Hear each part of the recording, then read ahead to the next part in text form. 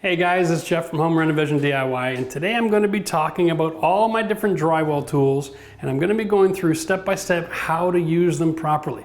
I know a lot of you guys are new DIYers, you're tackling projects you've never done before, and if you're doing drywall work, you're going to find that there's a lot of different tools on the market. They each have a specific use, and there's a reason why we have this array, and I'm going to show you all the different uses, the applications, how to get them prepped, because you can't just buy a tool like this out of the box and go use it. It won't give you a good result. So I'm going to show all this information with you, bring you up to speed, and at the end of this video, you're going to know how to go shopping, what tools to buy, when and where to use them, in what situation.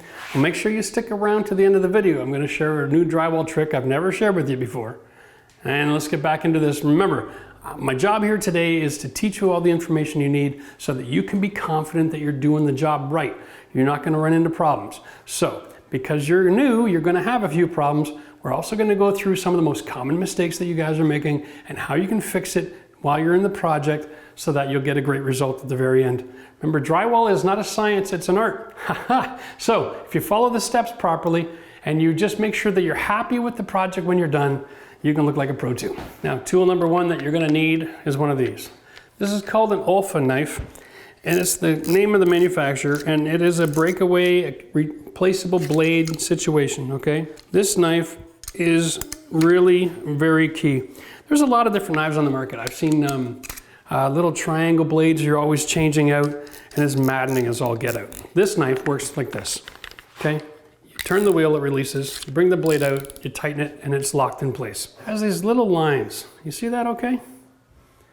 Yeah? All right. What that is, that's a location for a snap-off blade. Now in drywall, when we're using this knife, we're actually using just the very tip. And the idea here is you're just scoring the paper. We're not cutting all the way through, all right? Because then it breaks. And then you're just gonna score the paper. You're just going to score the paper again, all right? And that's how you get a nice clean cut. Now this blade, I'm only using the very tip to do that. And so after I do a bunch of cuts, as long as I don't go too deep and get into the gypsum with the blade lasts quite a while. But sooner or later you got to replace it. So what you do is you adjust it where the cutoff meets the edge of the blade, all right? And you just apply pressure on the backside. Okay, there we go. And now I got a brand new blade again because now I'm on the next level. Now when this is done, I'm going to show you another secret here. You buy the replacement blades in a package like this, and what we do is we just take it out, we drop it in the container, and pull another fresh blade out. Okay, and the reason we do that is because you don't want to have leftover blades in a garbage bag just floating around.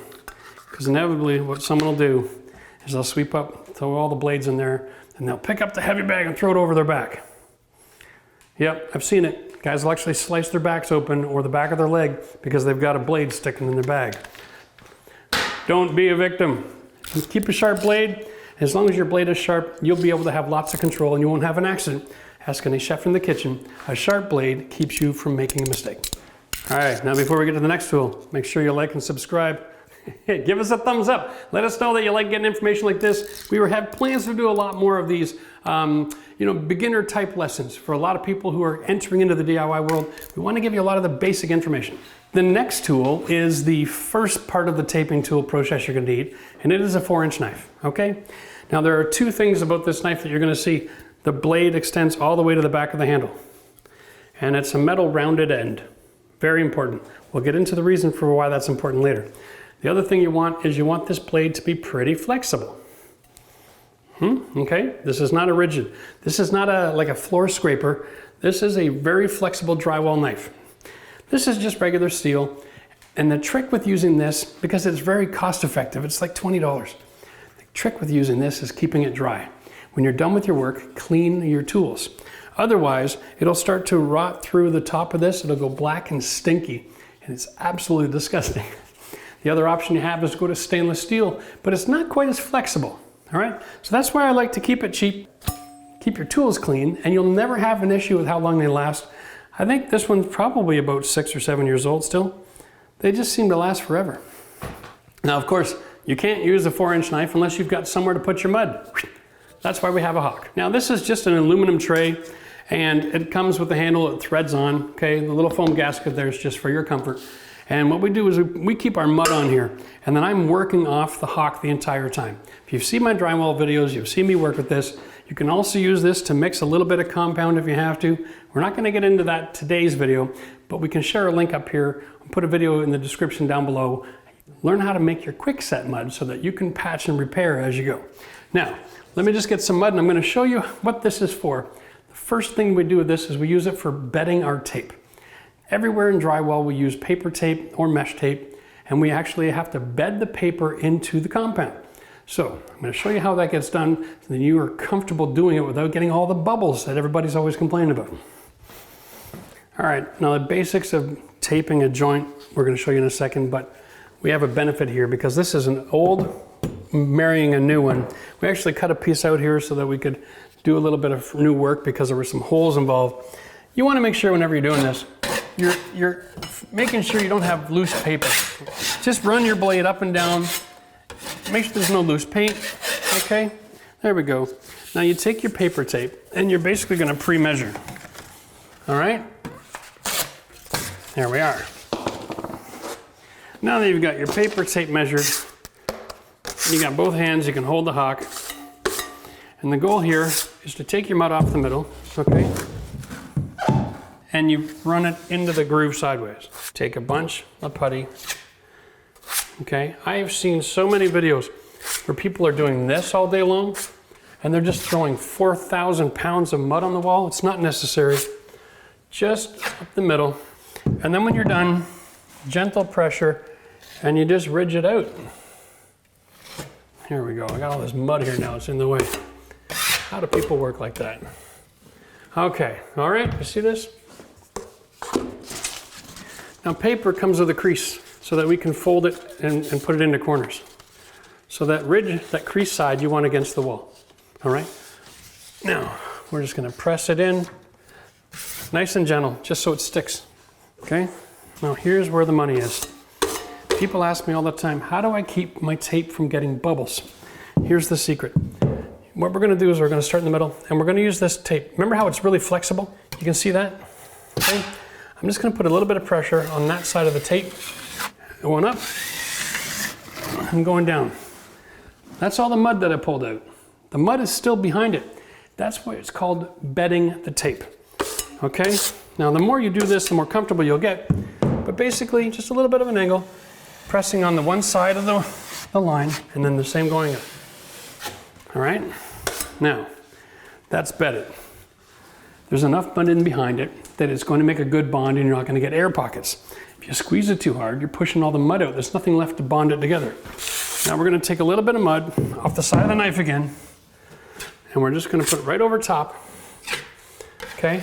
And now I'm just going to, what I call, I'm going to wet my mud. Wet the tape, sorry. Wet your mud. That's funny. All right? Now by doing that, hey, I've got a nice clean surface. I don't have extra mud anywhere. So when it's time to do the second coat, I'm not gonna have to scrape all the extra dirt off. I'm not gonna have ridges everywhere. But the other thing I've done is I've now saturated the tape with moisture, okay? There's lots of advanced techniques and tools on the market for professional contractors where we actually have the paper running through this little, almost like a mouse maze, okay? But it goes into a pail, it gets covered in mud, and it comes out, and both sides of the paper are covered in mud, and then they can have machines where they can run the mud through the tape at the same time and apply it. But as a homeowner, using a 4-inch knife and a roll of tape is very cost effective. As long as you get both sides of the tape saturated in moisture, it's not going to blister. And then you're not gonna ever have a problem. And we'll show you how to solve the blister right now. Now, just for full disclosure, my son, Nate, actually was helping me tape. He's just learning for the first time. So I knew there'd be at least one blister on this wall. Funny thing is, there is only one. And it's probably because he's so tall that he couldn't get close enough to the ground here to do a good job. But right here's the blister. You see that air pocket? Here's how you deal with a blister, all right? There's no easy way around it. See how that's no contact? Look how dry that is, okay? And while we're at it, let's take a look. He did fill the gap between the drywall, but look at these little ridges. None of this is necessary, right? And if you don't want to have to clean every time you go to do another coat, just make sure that you always clean your job as you're working, and you'll never have to do that. Now, we're just going to put a little bit of mud on here like I told you before, and then I'm going to flatten it out. And we're going to put a new piece of tape in. And I'm going to go higher than my cut line. I'm going to overlap. If you do anything and you want to make it exactly perfect, that's fine. But if it's not perfect, make sure you overlap. Don't ever come up shy on this. All right. Now here we go. And the extra little bit.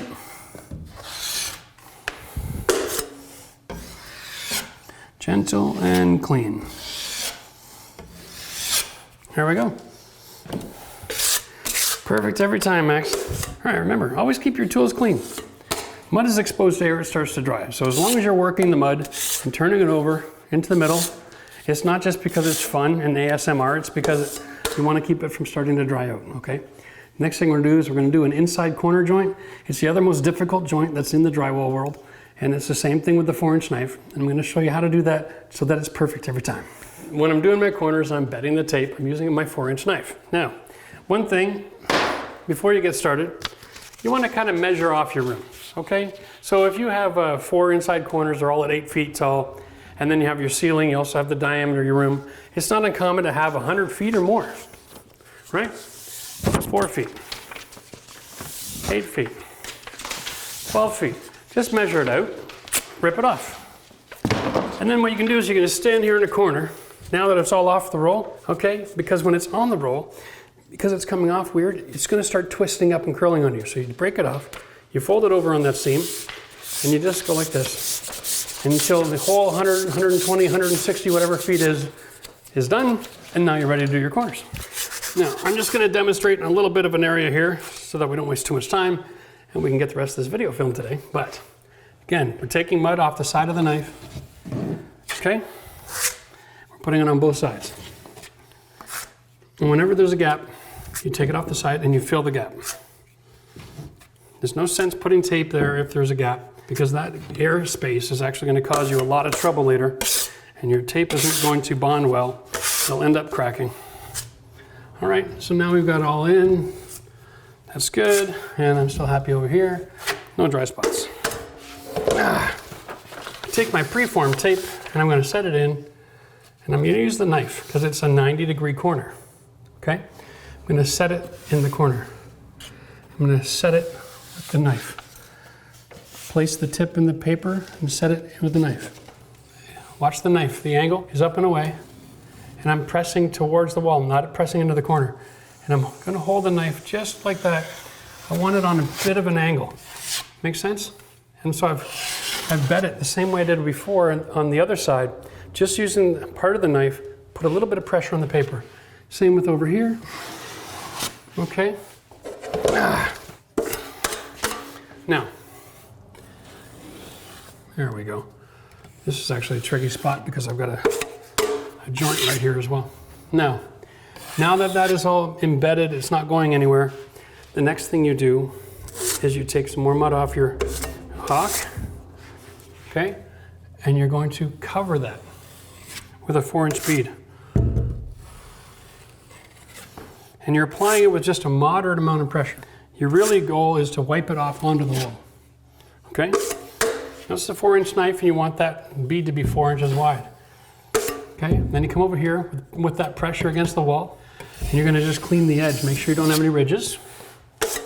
Okay, and then you're going to just clean off the other side of the tape with the corner ever so gently, because you don't want to leave anything dried and ridges, and because the next time you come by, that'll be in your way. So always keep everything clean, nice and clean, and then one more pass, and it'll fill that void that was created by the knife when you cleaned it. Mud, make sure you fill the gaps.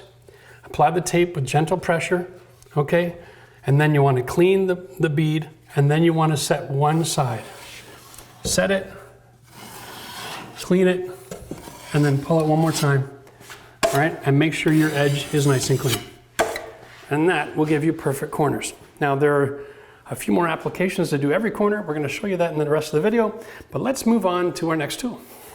You know, one of the benefits of working and showing you all this after my sons have done the taping, is I get a chance to show you all their mistakes that I'm telling you not to make, which is fun. So here we are. We have the tape, it's the bed coat, and they applied the mud on the one side like they're supposed to. So good for them. But you'll see that it's not as clean. There's a ridge all the way up the side here, okay? And that's not that big a deal. But the biggest issue is down here. They didn't clean the other side well enough. So I've got this mud ridge all the way up the corner, big chunks, okay? And it creates extra work. Now, the second coat that you want to do on an inside corner is on the same side, okay? And that might seem counterintuitive, but there's a really good reason for it. And I'm going to just show you right now. Same thing, you want to start sideways up the knife, then get a nice wide bend. This is a 5-inch knife, okay?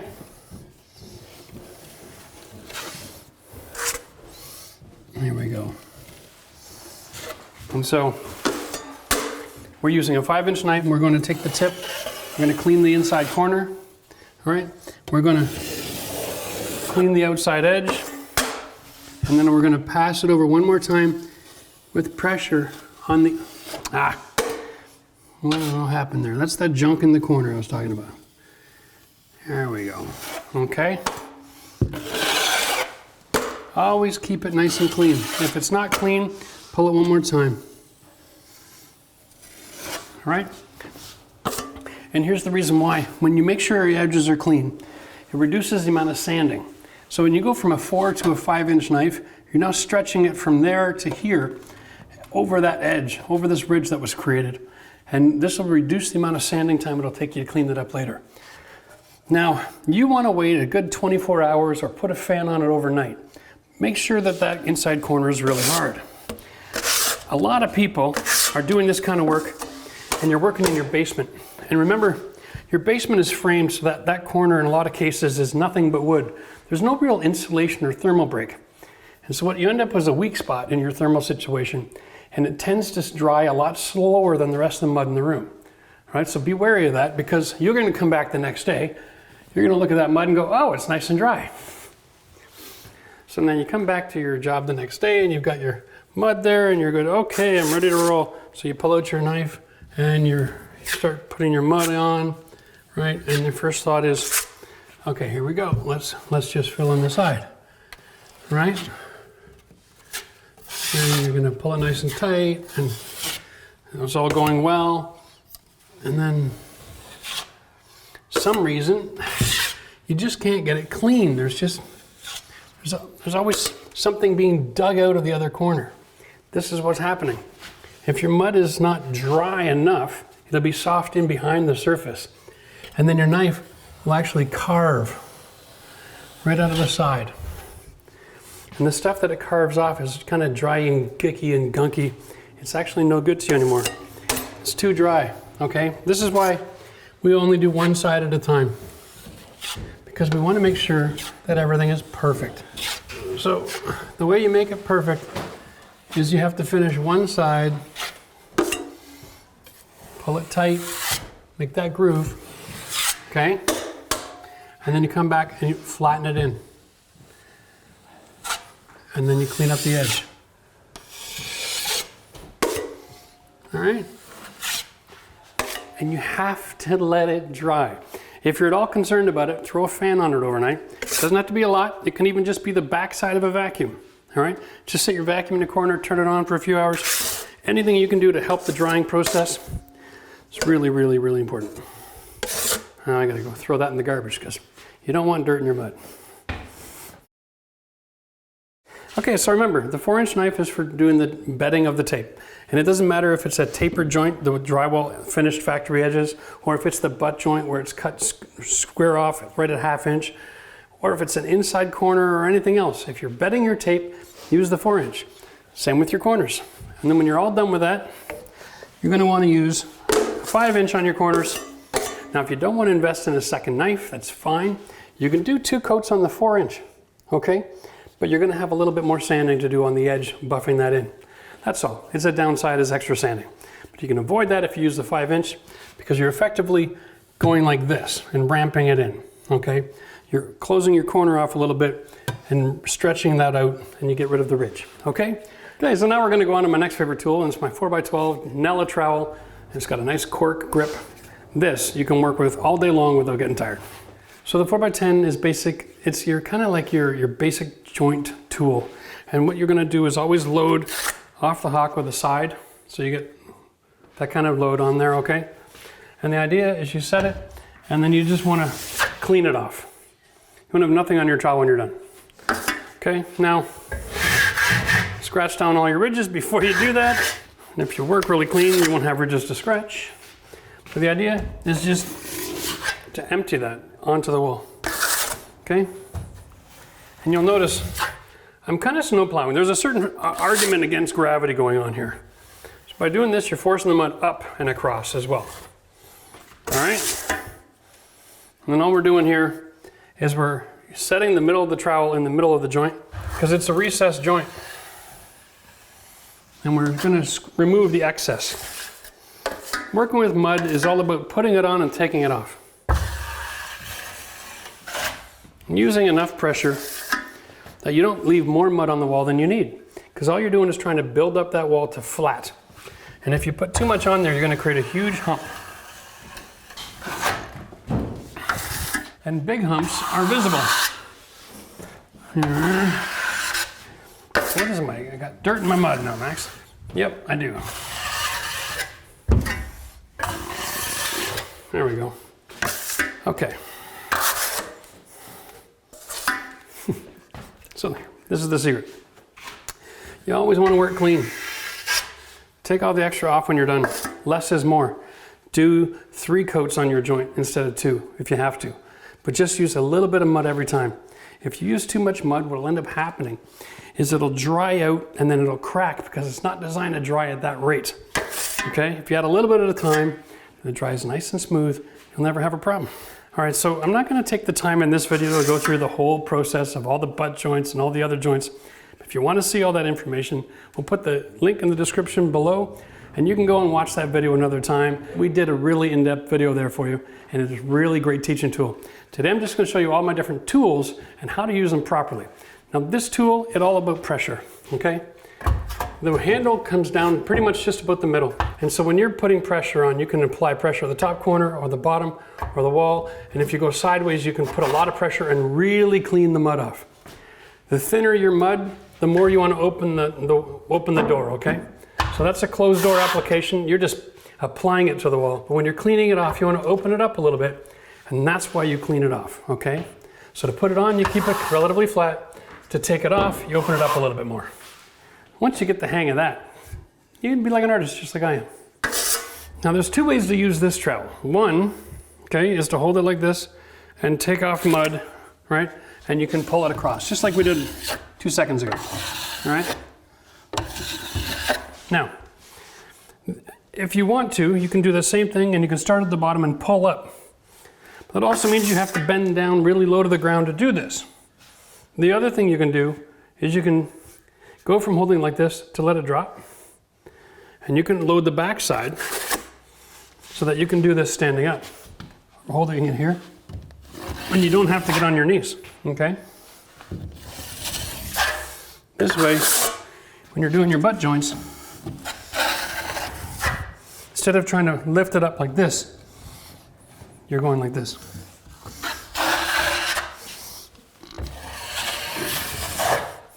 That is the other way you can do this. Now remember, when you're doing your butt joints, you want to stretch it out.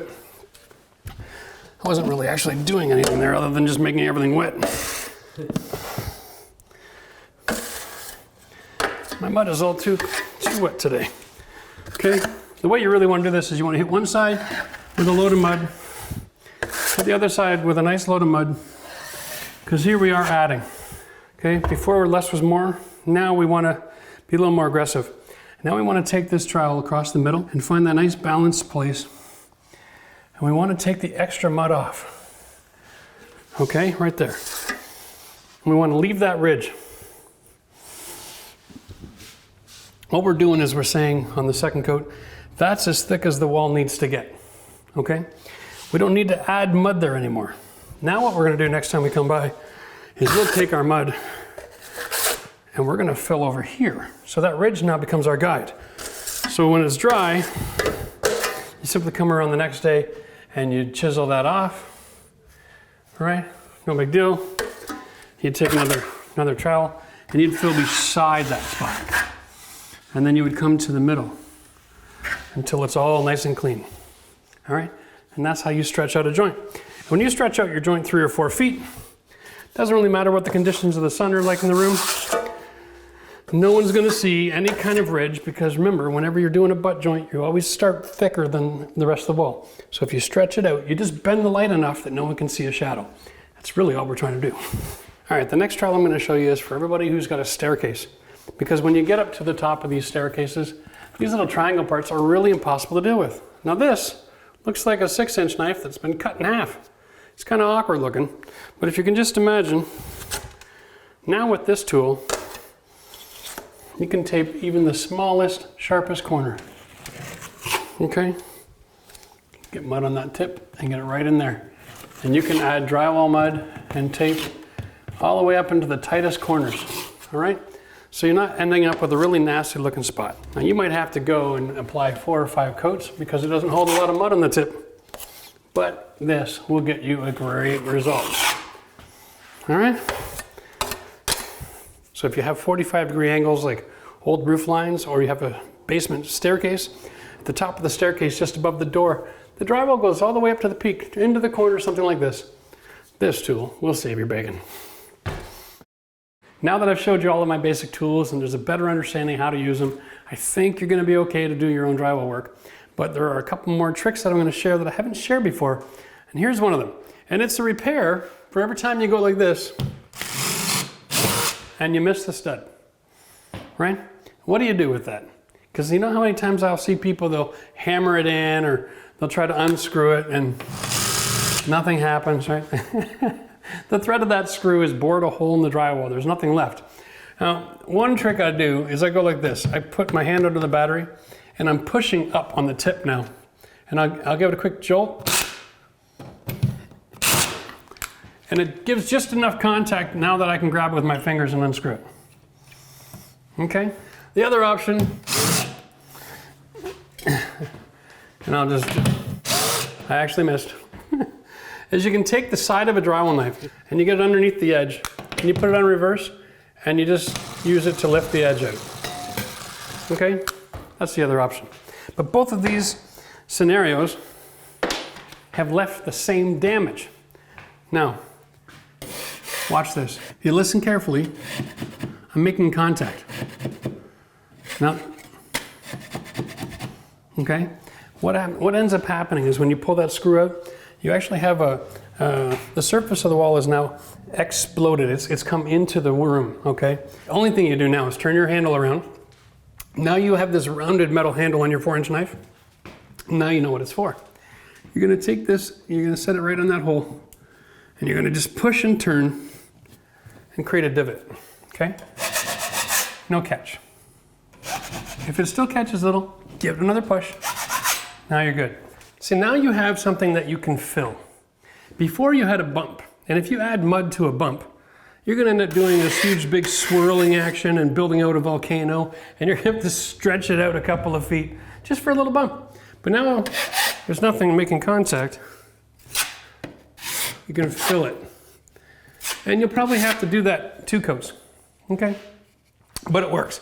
The other option is you can just throw a little extra mud on there, like that. And then you can sand it back the next day after only doing 1 coat. I'll leave it up to you. You can pick your own choice. But for me, I like to know what the hell I'm filling. So now I should be going back another time. Besides, when you use too much mud, sometimes you get little air bubbles in it and it just doesn't texture properly. Now I got one more trick I want to show you, and that's up in the ceiling. So here I am, I've got a bulkhead or a soffit, whatever you want to call it, guys. But right here is my center line on the room. And when I put my metal bead all the way to the edge, just a little bit off center. So this is an 8-foot bead. I'm gonna be around 15 feet. Now you can buy metal corner outsides in 10-foot lengths, but you don't come in 16. So your only other option is to put one bead on, right? And then stick another one up next to it, and then try to line everything up perfect so that you don't have a tool mark. You don't have to sand it back. You're not gonna get cracking. It's a real frustration. But, But now finally Home Depot is stocking the solution to the product that we've been using in the industry for years. And there's been a couple of different versions of this over time, but not to worry. It is a 25-foot roll of Perfect 90. It's an inside or outside corner tape. So it's paper. It means it's easy to work with, okay? Now all we do is bend this sucker just like the other paper tape. And you create an outside corner joint, right? And you can measure and cut this to whatever length you need. You can even roll 20 feet out and then put the edge on, and then get up there and start mudding and taping and bedding the tape, okay? Work your way across the room, and when you get close, pull out your scissors, cut the joint perfect, and now you're gonna have a joint, a clear span from one side to the other, right across the middle of the room, that you're not gonna get a funny joint at. This is the solution to the problem. When you're working on your own homes, if you run into problems with your inside or outside corners and they just need a little more love, this is a great solution. You can also use this as an inside quarter bead. You can put mud on each side of the corner, press this in, and then this extra piece here gives you something to create that perfectly straight edge feel, okay? So you're still gonna have to do a 4-inch and a 5-inch on both sides, but it gives you a really perfect corner. Sometimes when you're new at drywall taping, when you're using your knife, you end up pushing it in, or you'll cut the paper, right? Or it'll all get sucked into the corner void in the wall. This kind of tool right here will solve all that problem. So if you want, you can grab a box or two of this stuff. You can do all your vertical inside corners, and that'll really take your production to the next level. So you don't need years of experience to get a perfect result. You can just use Perfect 90. And this last tip, of course, is for everybody who hasn't been following us for a long time. If you're new to the channel, you haven't seen this product, it's called Kills. It's a flat oil-based paint. Comes in an aerosol. And you can use this on just about anything. So when you're making drawings for your electrical circuit, you cover it with Kills. You write down phone numbers for your pizza place, you can cover it in Kills. Huh? This is awesome. Now, flat oil has an amazing bonding agent ability to it, so that you can wait 5 or 10 minutes till that's dry. You can apply drywall compound directly over top of it. You can use this stuff to transition from old lath and plaster to new drywall compound, which is not compatible without a primer. All right, you can also buy it in cans, jugs, gallons, pails, dump trucks. All right, so you get whatever size you need that works for you. But just so you know, if you have a can of Kills, there's no problem you run into with drywall you can't solve with this. Whether you have brown paper exposed, you got this kind of damage, you got wax crayon, you've got cleaning up a really nasty mess. Thanks for joining the video, and if that helped you at all, then I'm glad we did it for you. Okay, now listen, we did another video just about a week or two ago, and it's all about the different kinds of muds that are on the market. You know, I don't like to waste my time or yours, and so I'm not going to make a video for every kind of mud, explaining the pros and cons and the benefits, and we're just doing all that information in one video. What's on the market? What are you going to see on the shelf? What should you be picking up? How to mix it? How to use it? When you shouldn't or when you should? All that kind of information. It's right here. All right? So go check that out, because as a homeowner, depending on your experience level, you want to make sure you match the mud with your experience so you get a perfect result every time. Cheers till next time.